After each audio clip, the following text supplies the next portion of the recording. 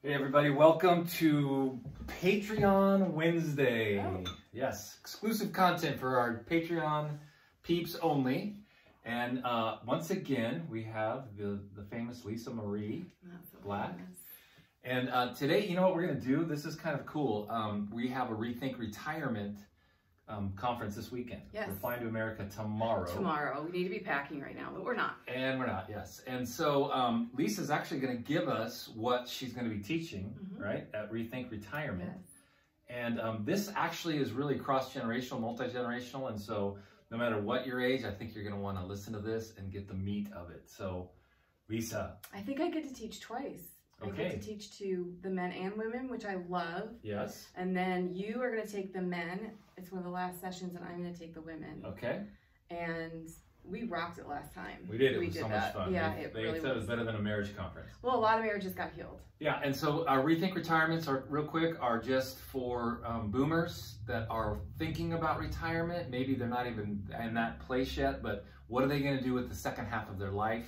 We have a lot of opportunity to serve the youth of the nations. And so we just kind of share our hearts, share the language of the generation, share what's happening, and then give you the options. We have coaching and we have bases all over the world. And it's not necessarily a pitch to even come serve with us, although we'd love that. It's more just what could it look like for you in your second half of life. Yeah. And so anyway, rethinkretirement.org. Lisa, let's get started. Yes, so sir. What are you calling this? I would say this is a call to women, all women. It's specifically a call to older women, which I am now in that category. And looking pretty good though. Thank you. I try. Yeah, I've had a lot of opportunities to speak at parent launch, which when the world race is after they've trained and they're getting ready to go out on the field, they go back home for a while, they raise their money, they do their thing. We offer an opportunity for their parents to join them. Yes. And so I often have the last session with the mothers right before they say goodbye to their kids. And it's a tough crowd because they can't think about anything except for the fact that they're going to go say goodbye to their child, who is an adult. They're not, 3 years old. They're adults. Yeah. And they're going to go say goodbye to them for at least 11 months. And they are, unless they go to a parent vision trip, and then they, they're going to all these different nations, and it's kind of scary for some of these moms. And so they bring me in to tell my story about letting go, which, those of you that know, we lost our son and would have much rather lost him in a way where he was actually using the gifts that God gave him than for his life just to be stolen and cut short. So I just try to encourage those moms that if your child is stepping out into the world, that means you've done a really good job. Absolutely. And that's something to celebrate. That's right. Because you have a brave child that's going to go and try and change culture. I love what Gary Vee teaches on this. He teaches that the sooner you get your child off your payroll, the happier they're going to be. And so letting them raise support or work themselves and pay for this trip of the world race or coming to G42 that gives them ownership and creates just a better life for them because they own something. And so we've over-coddled, as we've talked about a bunch. I'm reading that book, and The Coddling of American Mind. It's fascinating what it looks like in our colleges and everywhere else. So what's the title of your message? I would just say A Call to Women. A Call to Women. All right. Give us some women on the rise. Women rise up. Women rise up. Yeah. It is time for women to rise up. And, we talk a lot about what's happening in culture right now. It's a great time to be a woman on the earth because there's more opportunities than your grandmother ever dreamed of. You could pretty much do anything you want with your life. There's a lot of women that are deciding not to have children and just focus on their career. And we've never really had those options or those choices before.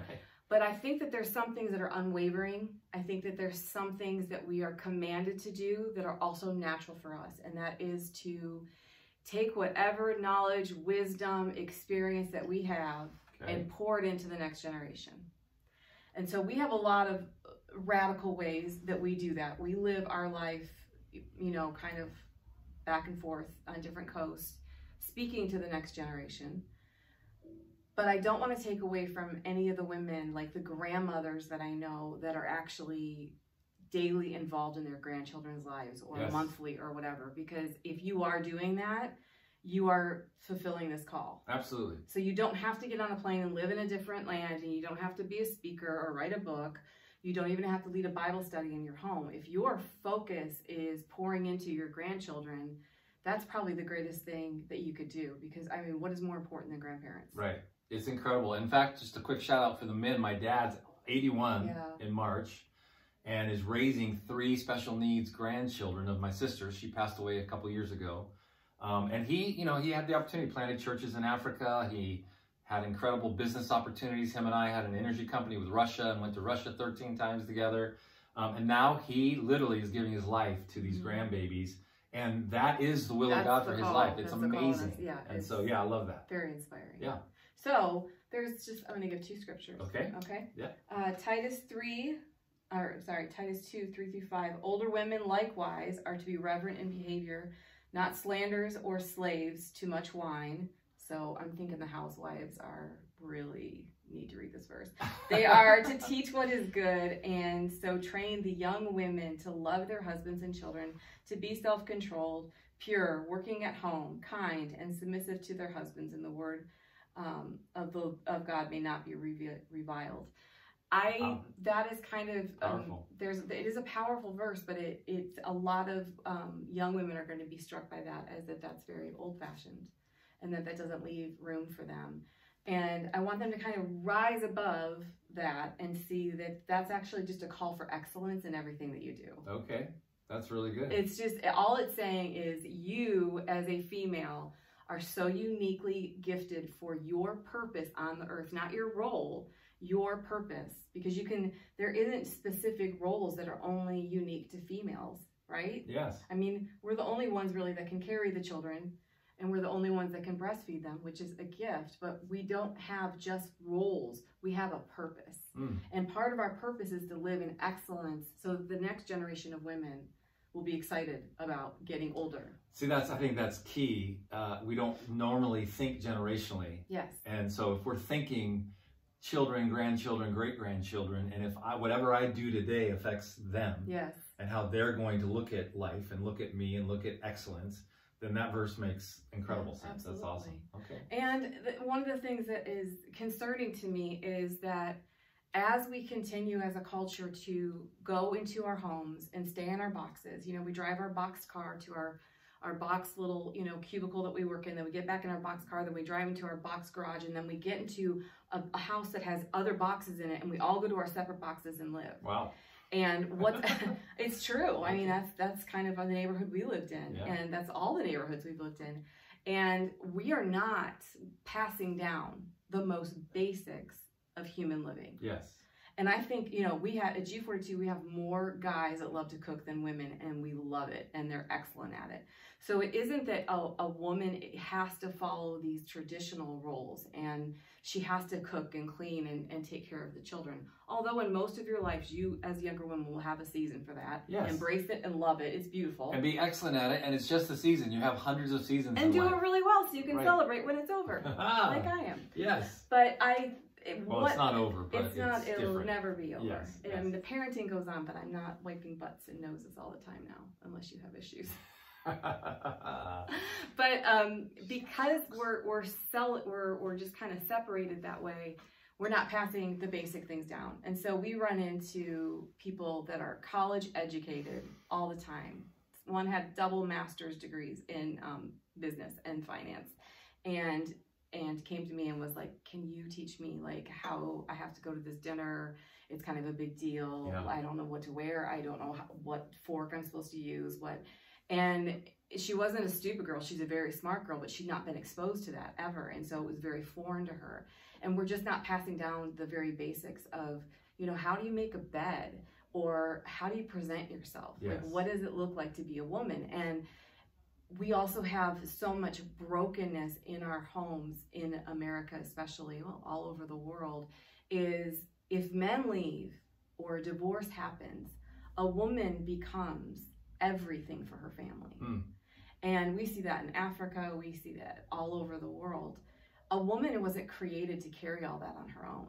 And so I did that by myself for 5 years, and I was glad when you came along, because you helped carry so much. I was so relieved that when we would go anywhere on a plane, I didn't know what gate or anything, because I was so relieved that you were taking care of that and I didn't have to think about it. Yeah, you still do that. I haven't gone back to it. I trust you. Okay. But I was carrying the physical, financial, everything, the cover for my family and the spiritual covering of my family. And I did it. And I think I did it the very best that I could. But it is a two-person job. It is. And it is exhausting to do it by yourself. And we just want to say, we know all you single mothers out there, it's what God was talking about that's pure religion, is taking care of the widow, taking care of those that have to take care and play both roles. And we both know how hard that is. Yeah. And so, amazing. We're supposed to be absolutely helping women with that. Yes. But what's happening when I was a single mom, it was all I could do to work full-time, to take care of the kids, their school stuff, keep the house clean. I had really no social life at all till I met you, and then I had so much fun.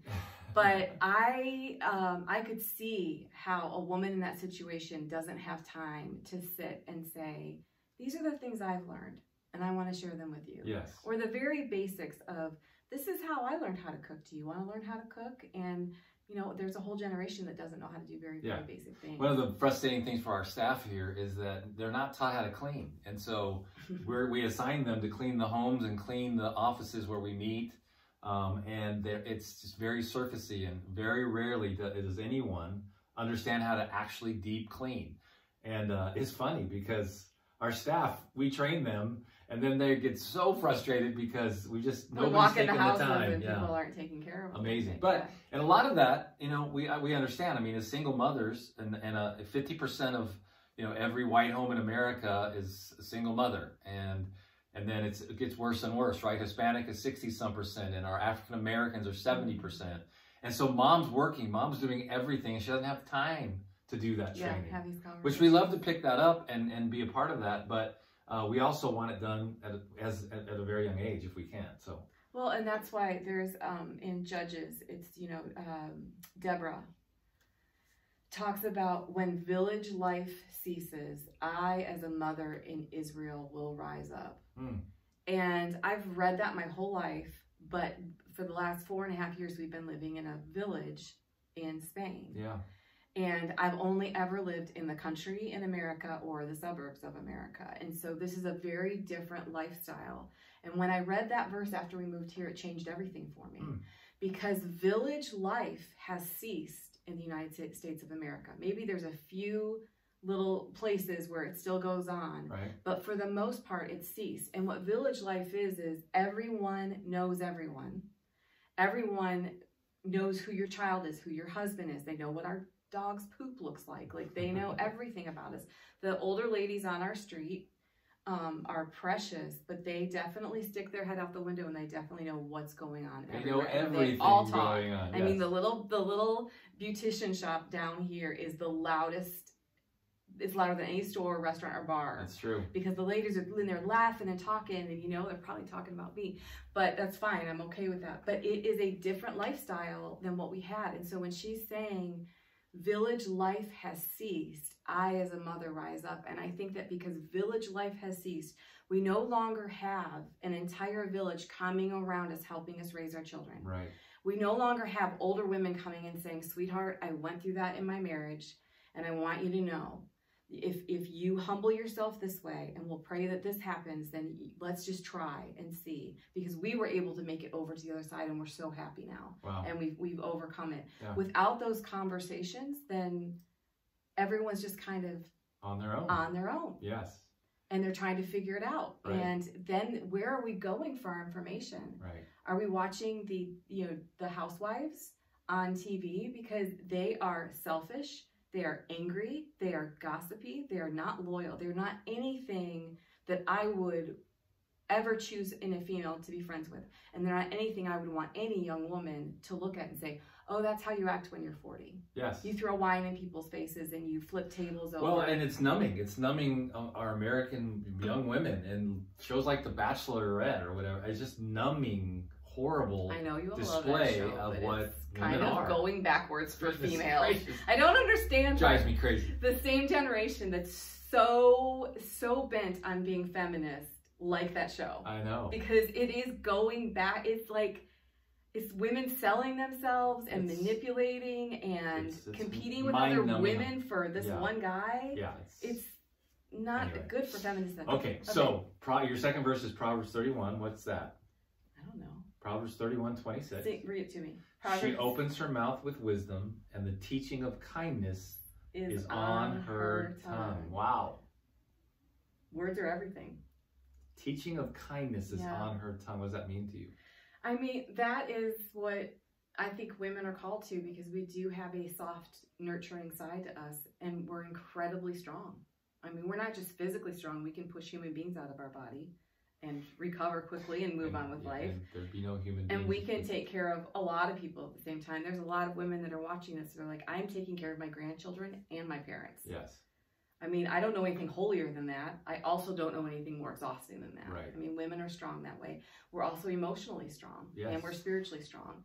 But we do have a softness to us that the earth needs. It's a safe place to fall. We joke all the time. When the kids call you, they call you when they get a promotion, when they closed a big deal, when they, accomplish something. They want you to know that.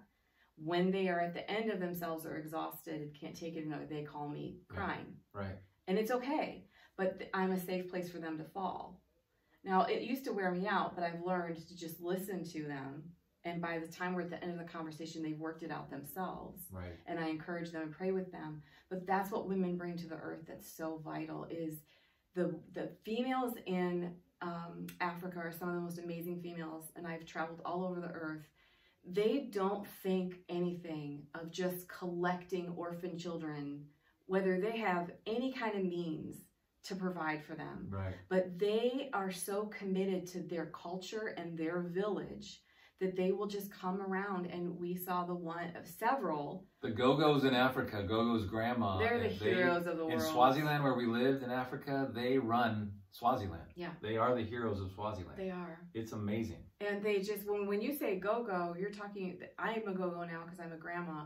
You're talking 90-year-old women whose hands are crippled with arthritis. They can't get any kind of medicine. They are carrying huge pots on their heads, and they are scraping up money that they don't have to try and feed 90 children that are just wandering around the countryside because all their parents are dead from AIDS. That is inspiring and amazing, and there's no process they go through. They just do it. Yeah. Because they feel that responsibility that if someone's child needs to be fed, I'm going to find a way to feed them. That's so good. Okay, so what did Jesus believe about women? A lot of people don't know that Jesus actually loved women. I believe that Mary Magdalene was Jesus's best friend. I do. I agree. I have studied all I can find on Mary Magdalene. Yeah. I've watched every movie I can find, and I've studied all the history of it because she's just cool. Yeah. And she was single. She didn't really fit into her crowd. She was probably in her 30s. She wasn't a little girl. She wasn't married, which was super scandalous for the village that she came from. But she saw the love in the eyes of Jesus Christ. And she walked away from everything and followed him. And she was, every time you hear of the disciples, she's there. She's always there. And I believe that he needed, Jesus Christ, 100% man, 100% God, needed a soft, safe place to fall. I believe with all the, he's around these disciples that he gets frustrated with. They weren't too bright. They weren't too bright. Yeah. He's kind of like, how many times do I have to tell you guys this? Right. And, they got these beards and all this hair. I'm sure they didn't smell great. They were traveling and everything. And I'm sure after dealing with them, Mary Magdalene was the one that said, I have some water for you. Yeah. And here's some fish. I think you should go sit down under that tree and rest for a while. And I think he could say to her, I'm tired. I'm sick of these people. I'm sick of these. And she just listened. And that was and Jesus loved his mother. Yeah. He loved his mother and respected her so much that he started his ministry based on her word. Yes. So good. I would love it if my sons respected me so much that I said, dude, you got to go do that. His first miracle was turning water into wine, and he wasn't ready yet. And his mom said, just do what he said. Just do it, and you're fine. And she kind of pushed him into his ministry. But he was going to do it. His mom said. Yeah. And he trusted her. And I think Jesus had such a heart for single women. The woman at the well, like she's this adulteress how broke was her heart that she had had these 5 different lovers and none of them treated her well, Right. and ruined her reputation. And she meets Jesus and he says, I'm going to give you living water. You'll never have to, and she's like, I don't even know what you're talking about. But I think he had such a heart for women that had been mistreated or abused or pushed aside or were outside of society, because his mother was pregnant with him before she was married. Yeah. And I'm sure the rumors and the gossip and the way that people treated her, he saw that as a little boy. Yeah. And his heart was for his mother. He loved her. He That's knew she good. was pure and good. Like you knew your mother was pure and good. And I know you probably mistreated her at times because you were immature or whatever. Absolutely. But if she wept, did it break your heart? Absolutely. Like, and when she was sitting across from you and she said, Gary, you should marry Lisa because she's an amazing woman. And you were like, okay. And then you came and married me. Yes, I did. Which she probably Thank you, did say Mom. that, didn't she? Yes, she gave- did. Many times, actually. Yeah. Okay, so what are you going to teach? What's the point of what you're giving to the people at Rethink Retirement on women and how they rise up and the call? Yeah, absolutely, is to look around your life right now and be real with yourself. And what season are you in?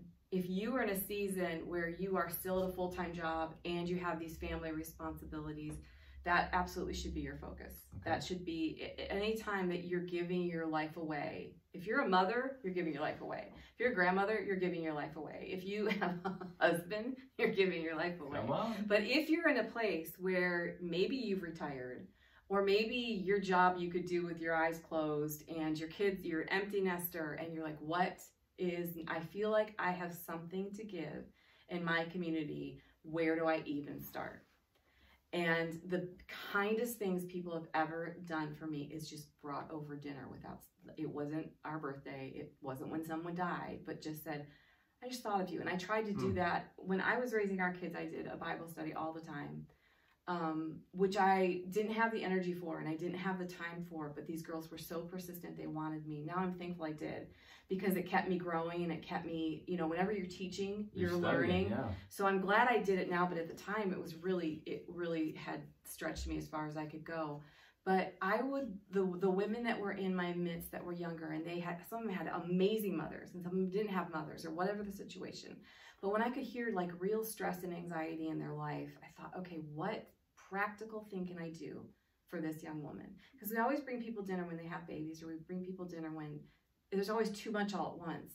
But sometimes on a Wednesday when you're just stressed out and something has happened, and someone to bring you like a casserole that doesn't taste like crap and a nice salad to go with it, doesn't have to be expensive. Right. Remember some of the crappy casseroles we've gotten in our life? Like, did you just empty everything in your freezer and put it in and put cheese on it? Yeah. But that was such a relief to me. That was one more thing I didn't have to think about. And so I just think if we just think practically, like what is happening in the women around us? Like if you live in a neighborhood, there's got to be young mothers that you see walking in strollers or whatever, to go to the park while they're there and start up a conversation with them, just to acknowledge their children and let them know, hey, you have someone in your neighborhood that if something happens, I'm right here, and build trust with them. But you can keep it really simple and just start giving your life away. If you actually really want to do some radical stuff, you can start discipling someone, which I think is mostly listening. Right. And thinking about the most effective thing we can do as older women. I have always had an older woman speak into my life. That was not my mother. I have a great mother, but Linda Sickinger it started off in business when I was 23, and now I'll be 50 this summer, and we talk all the time. But when we don't talk for a while, we pick up where we left off. But the way that she mentored me laid the groundwork for everything I say to every young woman for the rest of my life. Wow. She never put me down. She never got religious and told me what was right and wrong. She encouraged me very much to listen to my own intuition, which is the voice of God, and what to do. She was excited with me when I met you, even when most people weren't. She was like, if anyone can raise 5 children under the age of 8, you can. Yes. I was like, after she said that, I was like, oh, because she believed in me, I started believing in myself. Yes. And everybody around me was saying, this is a stupid thing to do. So that's kind of how you see combating the enemy in the next generation's life, that's full of anxiety and depression and suicide. the way we combat that is just by going and coming underneath them and serving them and listening. Yes. Not trying to fix them, but being present, like we're teaching on the heart stuff on our Black Tribe iTunes. Go subscribe. Plug. Is that we're attentive. We actually become part of their senses and their emotions as we're listening to them, because we're so attentive and so into their heart that we can actually, then God drops stuff into our heart to give a wisdom towards the end of perspective. Yes. Right? So that's discipleship. It is. And it's really simple, actually. It really is. And when you have young people around you, it keeps you young. And I do believe there are a lot of people that come to me and want my time or want to talk, want a phone call or whatever. The people that are in my house are people that I really love and enjoy. It doesn't have, I don't need more drudgery in my life. I don't need more people that are, so needy or just, they're not doing anything to help themselves. But like Guy and Emily, we had dinner last night and we came over here, we laughed. And Emily is one of my best friends. She's 30 years old. She's the same age as my daughters. Thankfully, my daughters love her, so it's not awkward. But she keeps me young. She keeps me just going and thinking. And she has great questions and walking through things with her. And I am trying to love her so well. I want to love her as well as I've been loved. I want to continue that. But I also really enjoy her. Yes. We have a really good time together. You do. Okay, so you're going to teach this. What's your conclusion on this for all the women listening that are maybe just brand new mothers and it's exhausting? We've got a text this morning from a woman who's raised her kids, but now has her mom in the house with dementia, and it's just all stress. It's just hard. So what would you say to those women? I mean, there are seasons that are so difficult that you are in survival mode and you just are getting by day to day, and those are not the seasons to take on more stuff. Right. Those are the seasons where you need to look around and say, is there anyone that can help me? Yeah. It doesn't matter how old you are. You need some type of, extended family around you that says, yeah, I just want to help you with this, and also be aware of what you're volunteering for. Like, are you always volunteering and then resenting it? Okay. Because that's the worst. Yeah. I can see that with people right away when they're always like, oh, I'll do it. And then they complain constantly and talk about it. And I'm like, say no. Just say no. I say no all the time. Yes. And it's actually refreshing to people that ask me things because they know where I stand. Absolutely. And a lot of women will come to me and say, will you disciple me? And the first thing I say is no. So right away, I've taken off the table all possibility that I'm going to save them or give them all the answers. And I just say, let's build a friendship, because I think I know that I have a lot to learn from you. And I'd be happy to spend time with you. So let's call it a friendship and let's start that and see how it goes. And see if we're learning things from each other and if we're sharpening each other and we're growing. I don't like the type of discipleship. I think it comes with expectations that are unrealistic sometimes. Yes. So that's just me. That's how I do it. Okay. But I think start small and start something. But if you have a burning passion in you that you're like, I have waited my whole life. It's time for me to go do what I was created to do for this next season of my life. Call us. Yes. We have so many opportunities for you. We do. You can stay in your hometown. Some people can open their homes. We have people coming off the field that are exhausted, that need a month of just like figuring out their next steps. Yes. If you have an extra bedroom, we're always needing that for racers and for G42. If you're a business owner and you're wanting we have intelligent, hardworking, excellent people that are leaders and are trained to be leaders, graduating from here, that will come and alongside you in your business and make it better. Absolutely. They're hard workers. And the generation loves community, and so we're building missional communities. If you have a home with some extra bedrooms and you can provide some leads on jobs and those kind of things, these young people love community. We've got them building up in Washington, D.C. and Indianapolis and all over the country, and so there's all kinds of opportunities. The opportunities are huge. Right. So awesome. It's really deciding what you want to do. Okay. And how you want the rest of your life to look. So good, babe. Yeah. Thank you. So that's just an overview of what she'll be teaching at Rethink Retirement. I'm going to be teaching on the language of a generation and what men are called to in this generation.